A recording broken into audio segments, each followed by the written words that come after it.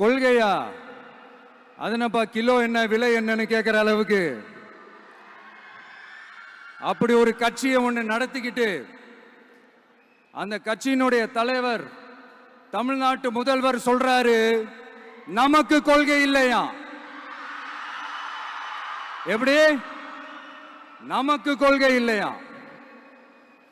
பிறப்புக்கும் எல்லா உயிருக்கும்னு ஒரு அடிப்படை கோட்பாட்டை நம்ம கட்சியினுடைய ஒரு முக்கிய கோட்பாட்டை அறிவிச்ச நமக்கு கொள்கை இல்லையா?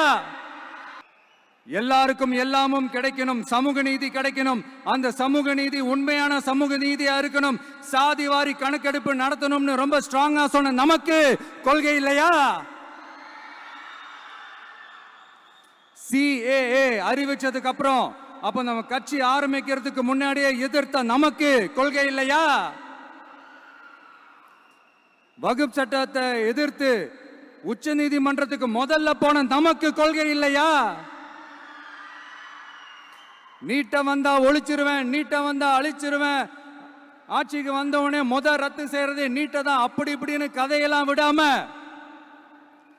கல்விய மாநில பட்டியல சேர்க்கணும்னு சொன்னதோட மட்டும் இல்லாம அதுக்கு ஒரு இடைக்கால தீர்வை சொன்ன நமக்கு கொள்கை இல்லையா?